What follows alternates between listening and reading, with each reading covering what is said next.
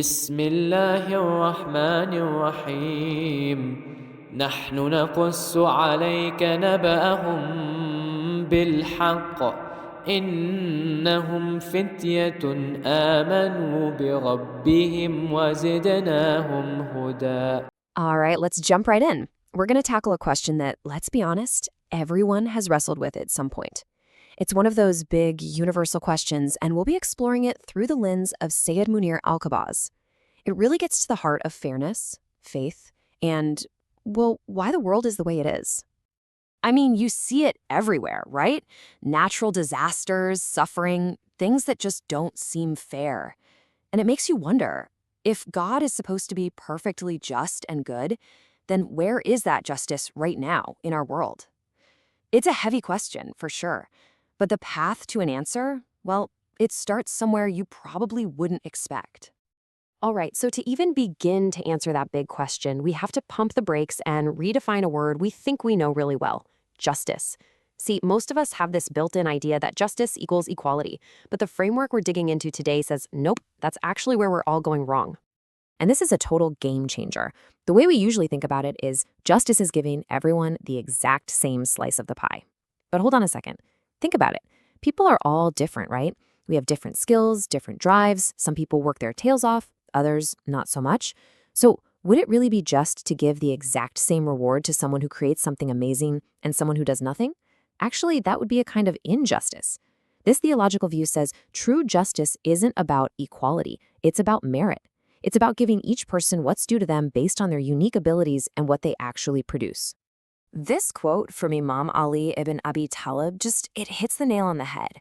The value of every person is what they do best. It's not about some one-size-fits-all equality. Your value, your worth is tied to what you uniquely bring to the table, what you're good at, what you contribute. So justice, then, is about recognizing and rewarding that specific individual value. Okay, so if justice is all about merit, why is it such a big deal?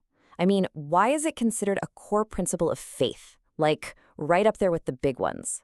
Let's unpack why it's so incredibly central to this whole belief system. Well, it all starts with this idea of divine perfection.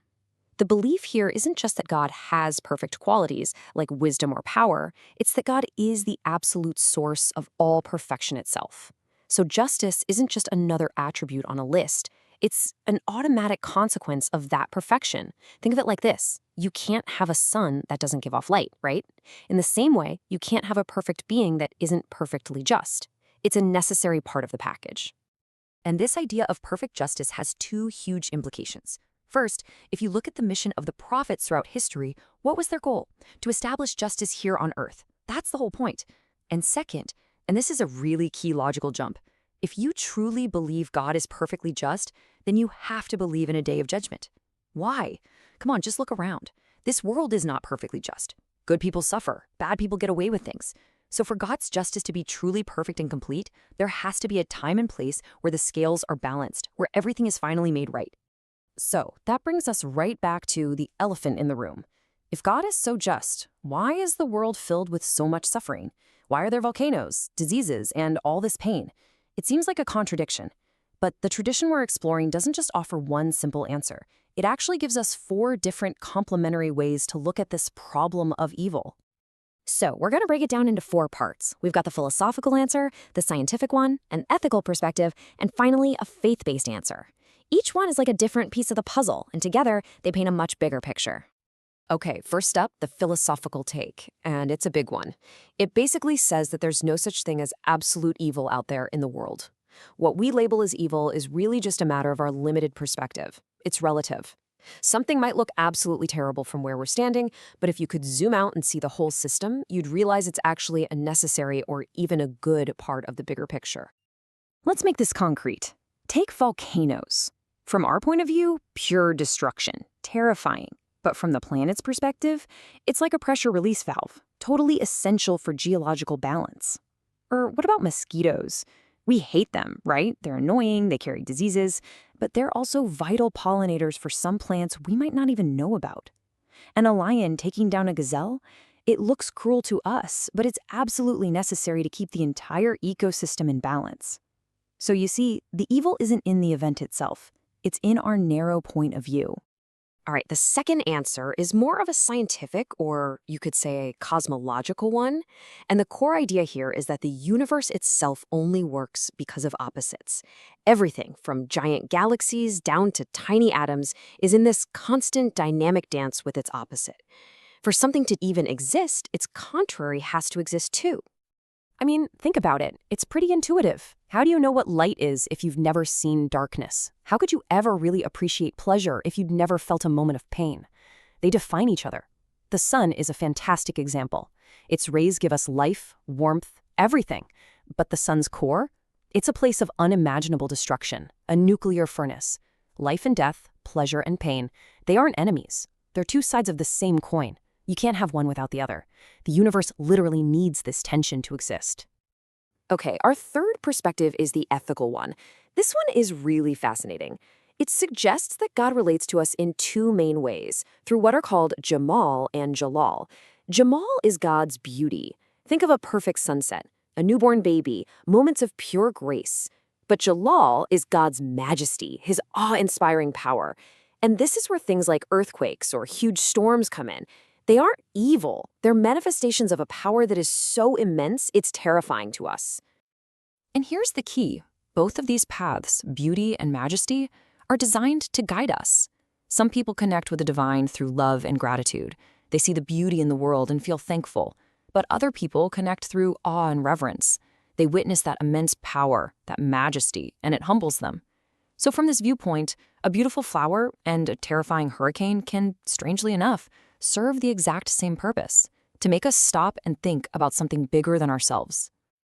And that brings us to the fourth and final piece of the puzzle, the faith-based answer. This one is maybe the most personal. It argues that hardship isn't random noise. It has a purpose. Specifically, it exists for our own development, for our growth. It basically boils down to two main goals. First, suffering pushes us to reach our potential. Think about it. Hardship is the ultimate catalyst for innovation. If there were no diseases, would we have ever invented medicine? If there were no challenges like rivers to cross or mountains to climb, would we have ever developed engineering? These so-called evils are what force us as a species to get smarter and stronger. And then, on a really personal level, hardship is how we learn patience. It's like a spiritual gym. You don't build muscle by lifting nothing. You build it by struggling against resistance. And you don't build spiritual resilience without facing adversity. And this idea is captured so well in this verse from the Quran. It says that we will surely be tested. Notice the language. It's not a random maybe. It's a certainty. These challenges aren't accidents. They're tests. And the reward, the good tidings, are for the patient.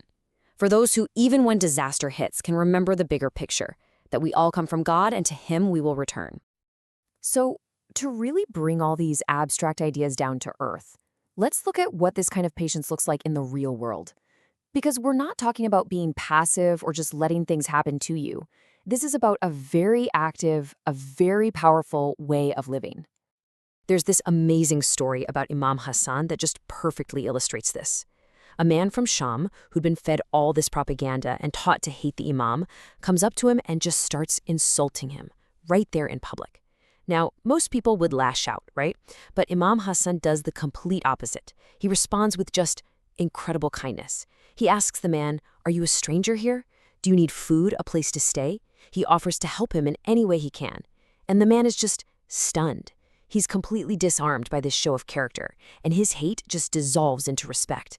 That's the power we're talking about. But, and this is so important, this kind of patience is not weakness. It's not about being a doormat and letting people walk all over you. Absolutely not. In this tradition, true patience has to go hand in hand with honor and self-respect. It's about mastering your own emotions, not letting someone else disrespect your core principles. And this quote from Imam Hassan shows that other side of the coin perfectly. A rival comes up to him, trying to claim he's superior, and the Imam's reply is just, wow.